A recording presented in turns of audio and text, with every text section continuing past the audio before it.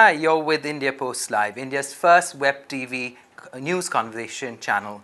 And I'm Shivraj. And today we're discussing the very divisive issue of foreign direct investment, or FDI, in retail and how it's going to play out in these elections.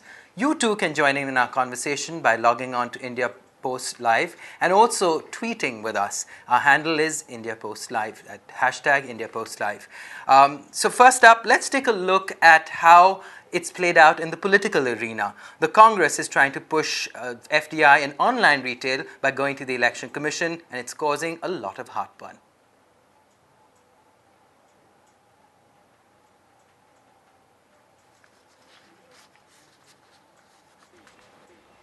UPA's promise to seek approval of the Election Commission for FDI in online retail has angered parties' rivals. Politically speaking, the Congress wants to blunt up on this. Remember, the Aam Aadmi Party had scrapped the Congress policy of allowing FDI in retail in Delhi during its short tenure. The BJP affiliate Confederation of All India Traders, the CAIT, has opposed this move. The body has even threatened to file a caveat with the Election Commission to spike Sharma's ideas. The CAIT is also debunking Sharma's claim that FDI will bring in more jobs. The two issues you raised was joblessness and inflation. Very clearly, the BJP has a track record. When we were running the government as NDA, we created over 6 crore jobs in our short span of 6 years. Whereas the UPA, in its first 5 years, was able to create only 27 lakh jobs. These are not my statistics, gentlemen, ladies and gentlemen. These are statistics from the government's website, from the government data on NSSO. The BJP and the AAP remain sworn enemies and may not like to be seen together. But the fact is that today they share a stand against opening up of the retail sector as against Congress Party's liberal policy on this. Joining us on this conversation by Skype is senior editor from the Business Line, Ravi Srinivasan, and in studio we have our own business editor, Lakshmi. Ravi, a lot of the political parties are citing figures. They're saying that it won't have an impact on jobs, but there are a lot of confusing signals coming in from across political formations. What then are the implications? How is it going to really play out from a perspective of outsiders wanting to come to India to set up trade? Well, essentially, it sends, of course, a very negative signal because here you have an instance of a policy which was formulated by the central or federal government, but is really practically not implementable because the critical decision-making powers in many areas have been delegated to the state governments. Now, for an external investor, particularly in an area like retail, organized large big box retail, you really need an all-or-nothing kind of policy. Once they commit to a country or a geography, they need to know that once the initial clearances are done, they would have no problems in scaling up or, exploring new markets as and when the business requires it. In this situation, you have, yes, you can come into India, but you really cannot open a store in Delhi. You can't open a store in Rajasthan. You can't open a store in Gujarat. Where various state governments have said no to FDI in multi-brand retail. ADMK in Tamil Nadu has said no. So it really, this is not conducive to, tempting any foreign investor to take a bet on India. Sure, and interestingly enough, when you say that, it's causing a lot of confusion. There's no clarity. We have a tweet here from Vishal Sehgal who says, well, with the global economy still in the doldrums, how advisable would it be to push for more? And also, hashtag Congress, has Congress failed the economy? Is that a fair statement? I think it's a very large statement to make. Mm-hmm. Of course, as individual voters, all of us presumably will be taking a position on questions like this when we go out to cast our vote. Has a party sort of, benefited or ruined the economy or not? And that's I think, an individual thing. But you really need to look at more data, and from the perspective of time before you can more accurately tell whether actions or non-actions of a particular party or a government significantly change the underlying trend growth rate of, because economies are large things. They don't,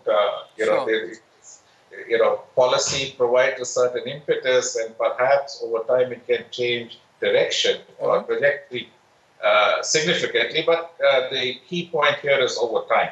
Sure. I think it's too early to tell. And also, it is a question of consumer preference, because again, there's another tweet we have from Tulika who says, how successful has really Walmart been? Of course, Walmart only came in with a cash and carry. We still prefer Kirana stores. So the Kirana stores are not going to really disappear. I mean, the argument that small businesses will be swallowed up. Well, that's precisely the point. It is up to the consumer to exercise choice. Sure. The success or non-success of Walmart is a moot question. They're not really here the way they are present in other places, right? But you need to look at organized retail. Is it successful in this country or not? Because whether it is a big bazaar or, any of the other Indian players, organized retail players, Reliance, what have you, essentially, other than the ownership dimension, they are indistinguishable from foreign multi-brand retail chains. They're set up the same way, they operate the same way, they use the same principles. They look at, sourcing, logistics, supply chains, price advantages, pretty much similar. Is organized retail in India successful? Yes, it is. I think it has grown extremely positively. It's one of the reasons why you have a sufficient number of investors willing to, take a significant bet in retail. So organized retail is successful. You have to see whether organized retail, it is Indian owned, but it is operating exactly the same way a foreign multi-brand retail chain would operate in this country when it comes to business practices. Has that destroyed the mom and pop stores? Have the Kirana stores gone out of business? I think the answer is around you. Just look around your neighborhood and you'll see. You will have, if you live in a large city, chances are that you have a large mall within striking distance of your home. And you have any number of small stores which are there right in your own neighborhood. Both are surviving, both have found niches in the marketplace which cater to different needs of the consumers. And I think, if you look at it very realistically, that is the way this sector is going to progress, at least for the foreseeable future, the way our cities are organized. Sure. The kind of costs which are connected with opening large space retail in urban areas, given real estate costs. I think there are going to be limitations, natural limitations. And I think that the market has sufficient room, for really efficient players in both formats to survive and grow.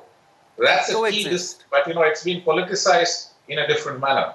Sure. And Lakshmi, you had a perspective too, from a consumer perspective, a lot of confusion as well. There is a lot of confusion, of course, but I just want to ask Srini a question about, what you just said, that organized retail, it is successful in India, you mentioned. But that is more in, the urban areas, urban India, that is successful. But what about rural? We can't say the same about rural India, can we? No, I mean, there is rural and rural. But certainly, I think organized retail is growing strongly in tier 2 and tier 3 towns. I had gone to Shimla last month. Shimla is a state capital, but in other respects, it's a pretty small town, a small hill town, and there are very strong limitations on, the kind of structures that you can build on hill slopes, how much space you can get. And I was surprised to see any number of Indian sort of large format retail stores operating there. And, so also if you go drive across, India, there are any number of, rapidly growing, small towns are turning into larger towns are turning into small cities are getting into big cities, because urbanization really has been the key and most visible sort of change which growth has brought about in our country over the past 20 years. These numbers are all, this is also supported by census details. Between the last census and this census, I think we have added over 1,500 census towns, in 10 years. So that's and there are formats which are coming up. I don't know whether they are successful in a purely commercial sense, but I think that is as it should be in any business. There will be some successful players. There will be others who will fail. There might be some consolidation if the rules permit it. Otherwise, some people will shut up and get out of business, as it indeed did happen in the case of Indian-owned organized retailers. Well, you had a couple of spectacular failures and exits. But the others are doing well, and I see the sign of doing well not necessarily just in balance sheet profits, but in a willingness and a desire to grow. You see a better future. That's why you're putting money in today. And that's what's happening. In fact, we've also got a tweet that's just come in, a little bit of a sort of a devil's advocate kind of tweet saying, from 71 Deja Vu, saying, liberalizing FDI, a small step for India, a giant leap for Indians, or imperialism in disguise. So the reactions are clearly very extreme. But coming to the second question, which is, while on the one hand you have the Congress and the UP, and on the other hand the BJP and the Aam Aadmi Party arraigned against FDI, just about over a month ago, Narendra Modi spoke to a group of small traders and in fact asked them to be prepared for FDI in multi-brand retail. So is there a sense that perhaps even within the BJP there is some prevarication and that a sense of pragmatism is coming in, that they have to open up? I think so. You see, the thing is, I think a lot of the very vocal opposition to multi-brand retail has also come from a certain quarter, just a fairly restricted, group of interests which claim to represent the small and retail traders. Now, these people also happen to be aligned with a particular political party, in this case, the BJP. Sure. And but they were also equally, before the Aam Aadmi Party came into being, this same group was also active in support of the Aam Aadmi Party. They provided a lot of support for getting their message across. So they're basically trying to drum up political support, which they have achieved to a certain extent, because I think, there are two things happening out here. One is that the overseas, investor interests, the organized retail, they have not really been able to present a very convincing case for themselves in the court of public opinion. I think they've just been outgunned in that area to a certain extent. And on the other side, you have one set of this thing. Yes, certainly, if you're running a small store, a retail outlet or whatever, and you see the potential entry of somebody who's able to outgun you on everything, in terms of money, in terms of prices, in terms of presentation, in terms of ability to attract customers, you will feel threatened. But, the point I tried to make earlier, and I stress again now, is that this threat has already been executed by Indian-owned organized retail businesses. Absolutely. They have opened stores, they have competed on price, they have tried to lure customers away, and they have succeeded, but only to a limited extent. There have been innumerable cases of small mom-and-pop stores which have managed to live and thrive right next to large stores, because they found certain other solutions in order to reach their customers and serve them better.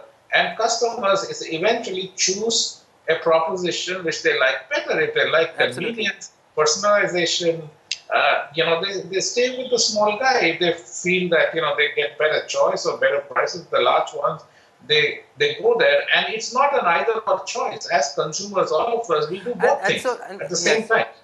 and No, so this, Lux, this is not yes. this is not anything a government. We're not exercising a sort of irrevocable choice out here. We Right. exercise choice all the time. Right, right. In fact, Lakshmi, that goes back to your intervention where you talked about rural India. I think, in some sense, the cooperative mom and pop shops, the movement that's happening on the ground, it's very difficult for large corporations to really penetrate, really, isn't it? It is. It is something that has to, you have to get used to as consumers, people, and, penetrate that region. And again, in rural India, the products, how, establishing the whole thing, getting permissions, starting something there, it's not as easy. And also the kind of consumers here in urban India, where you're exposed to a lot of things and products, and looking at huge retail options and outlets. It's more there. It is a demand that is already there, but in rural India, that demand has to be created. Do we have a demand there, and can organized retail really pick up there is a question. But again, consumers, it is left to them. Do we have to do a lot of groundwork, prepare that for organized retail to take over For that uptake. Yes. So Ravi, just your last thoughts on, we are going into a very divisive, a very lengthy election. But post-election, I'm not going to ask you to play psephologist, but just give a sense of what you foresee would be the sentiment, because there is right now still a big, big plateau and not much hope as yet.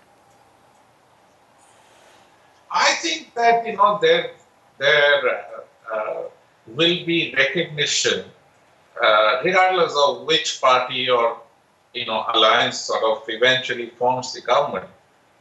There will be a recognition that on certain areas of policy there has to be a continuum. Absolutely. You cannot really, completely overturn what.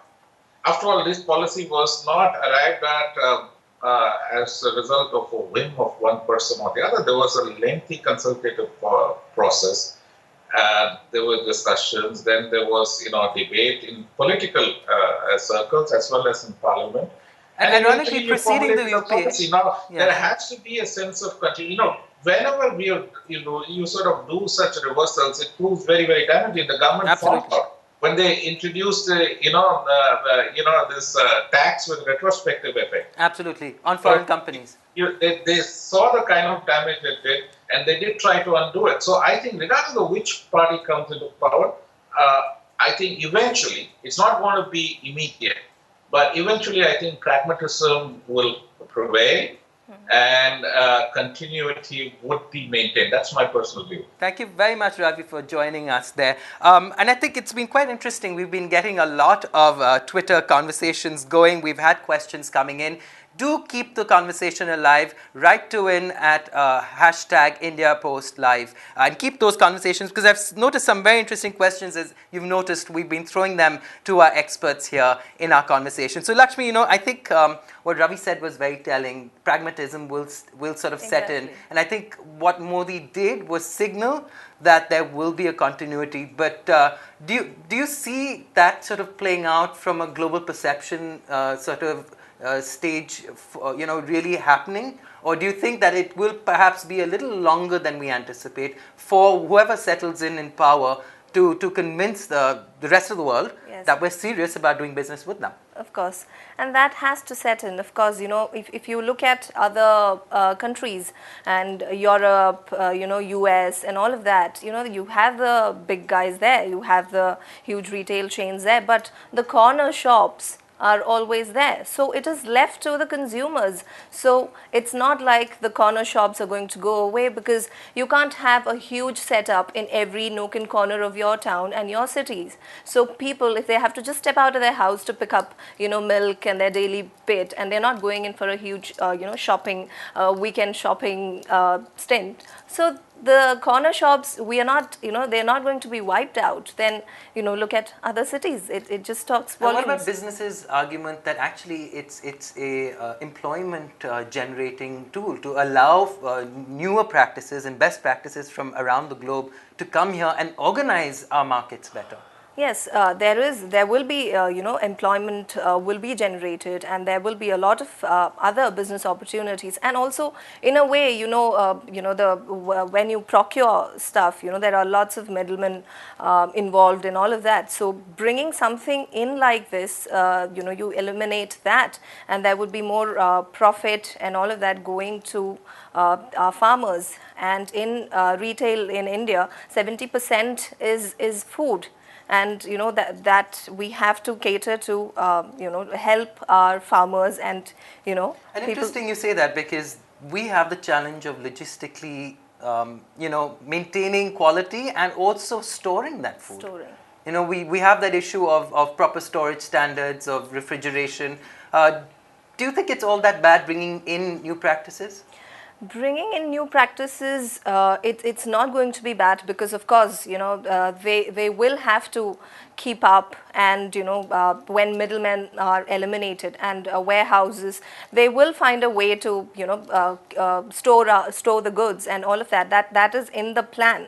But once that is done and all of those things are in place, the doubt and the skepticism, like people are talking about, is that once all Walmart or the big players come in, they are going to bring down prices, and the other guys are going to be out of jobs, and then these guys are going to raise the prices. I mean, this is the argument that let's say the opposition parties, or whoever is opposing the FDI in multi-brand retail, this is the argument. But again, like Srini had said earlier, this is something that has to happen eventually, or right now. So it is not something that will not happen. We cannot rule it out completely. And imperialism and repeat of the British East India Company and all of that, it's just the talk that's doing the rounds. All right, and Lakshmi, you brought up an interesting point. I think the hesitation and why it's so political is because it's the middleman that's running the markets. It's not really about the producer going directly to the consumer. No, that's exactly what what's happening right now. It's not directly dealt with. It's not let's say in case of food, it's not the farmer with the seller. It's basically what is, they can't be doing everything. The farmer can't cultivate and also sell his stuff. He's going to suffer then. So it's basically delegation, where it has to be better organization and management, and organized logistics. So we have a Skype caller as well coming in on the conversation. Mr. Wamik, can you hear us? You dialed in from Delhi. So could you sort of give us your perspective? Yeah, I basically have like a couple of clarifications to make from ma'am, and a couple of comments that I want to make. The first thing that I want to really ask is that the kind of scale that these FDI retailers work on, that's a very huge scale, and the cost advantages which these retail houses have, who usually invest in FDI. People like Walmart, they have huge advantages in cost. So the first thing that I think of is that the kind of cost that they will offer in the market in the beginning, and they have the ability to actually start at very normal sort of profits or even break even, and that might end up being a loser for the small retailers, because they cannot afford they can't have that kind of cost critical mass. Pardon? So you're saying that basically the small retailers can't afford buying in bulk and therefore matching the kind of prices, and that's what I think, Lakshmi, you were alluding to at one stage as well. I was saying that. See, the predatory small pricing will occur in this case, Sure.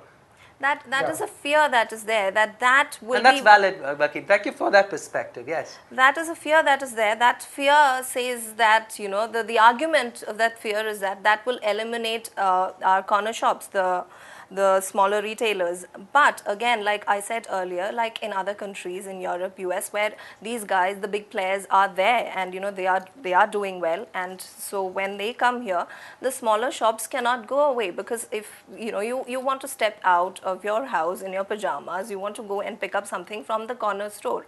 So it's not like, the proximity plays a big part here. Just saying that the big guys are going to wipe out the corner shops and the small retailers, I don't think that argument stands.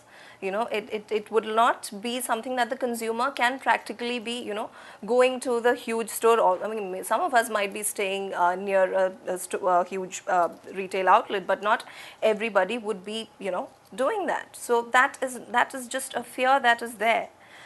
That will not affect the small retailers. It's an argument. All right. And just one last thing that I, being a student of economics, would like to ask is that in India, a lot of hype has been created around how the farmers will benefit from this. Sure. But what I want to ask is, in the long run, if you look at the composition of the farmland, a majority of the farmers are the ones who hold very small land holdings. They are Subsistence farmers. Yeah, they are subsistence farmers. So how do you think it would affect their landholding or their infrastructure in the long run? I mean, even if they are getting marginally better profits because of this, so would it affect their infrastructure substantially? Both of them goes, I think. All right.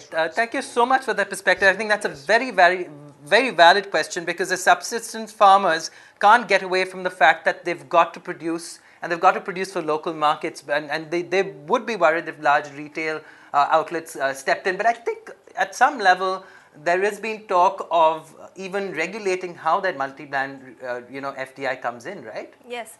It's limited. Yes, it is limited. Multi-brand is limited. It's only a single brand where you've given 100% to the people, the foreign guys. Sourcing has to come from these people. Yes. So here it is 51%. So, there, whichever way, procuring, selling, all of that, and establishing, there should be a certain amount of half of which should stay in the country. So the profit is not always going to foreigners or outside of the country. So that is 51% is the thing. And again, with 100%, when you've given in single brand retailing, like for example, it is IKEA and Apple and all of them, and they have like IKEA they have not been able to start even with 100%, where that's what the government has allowed, because there again there is a condition of 30% where they have to procure from India. Of their goods should be procured from India. They can have 100% ownership, but procurement of 30% should be from India. So again, there is either they won't come in, or there would be a delay. So Vivek, do you think the fact that the government is trying to say that rather than go for full FDI almost immediately, that it will be mandated that most of these international retailers have to go to the small players and procure from them? Do you think that would make a difference or satisfy folks like yourself? Pardon? So would the fact that legislation and some of the political parties are saying that if FDI and multi-brand retail were to go through, that sourcing would be mandated from these small subsistence farmers, do you think that would satisfy the situation? Yeah, I'm not very sure of that, because the main point is that we have subsistence farmers, Sure. and it might lead to infighting among the farmers themselves. Okay. It might lead to further deterioration of the socio-economic situations. Okay. I'm not sure about it, but then that is how I see it, because I'm someone who has studied the divide and rule pretty well. So I still feel that somewhere it can lead to a lot of issues, because 30% of the whole procurement, if that is sourced from Indian small scale industries and farmers, that might actually lead to some social situations, because I don't know how much the government would be helping the farmers in improving their yield, or how much of an infrastructural support would be given to the farmers, small farmers. So that is something which I don't know. So in that cases, I don't know how much the farmers would be able to provide in terms of the quality of the goods for which these multi-brand FDI FDI players would want. You All know. right. Thank you so much for joining in on the conversation. Hopefully, we'll have many more with you dialing in as well from Skype. Thanks. Thank you. So, Lakshmi, I mean, just wrapping up the conversation. So, we began with the argument that FDI in retail being pushed by the UPA, opposed by the BJP and Aam Aadmi Party, making it a divisive and ugly issue at the time of debate, and when you should be going out and campaigning. Do you think at the end of the day that perhaps a bit of pragmatism will have to set in? Yes, it has to be pragmatism, it has to come in. And right now, with regards to consumers, it is not a very clear picture that they have, because it's politicized in a large way. It's about, winning this elections, and it is also creating some sort of a fear in the minds of the consumers, or, that they are going to think about their Kirana stores guys, and, we're all like friends in this family, and, all of that. So it's all like interlinked. So it's maybe some sort of fear has set in, and the political parties are playing on that fear. So people right now, the consumers, I don't think it is going to be a problem, because even if you were to look at a Tesco store or any of these stores, you would have things, high-end products, and you would have extremely economical stuff kept in these stores. So it is not about a price rise, or it is availability, and you just walk into one store and you're able to pick up all these things. I think it's about the consumer winning. Thank you so much, Lakshmi, for your time on the show and for the conversation that we've had. And of course, keep the conversation going. You can tweet us even after the show on India. The handle is hashtag India Post Live. And I think at the end of the day, it's a question of retailers watching out, whether it's the local retailers or modern retailers that will be the winner after the election. Thank you so much for joining this conversation. Keep the conversation alive.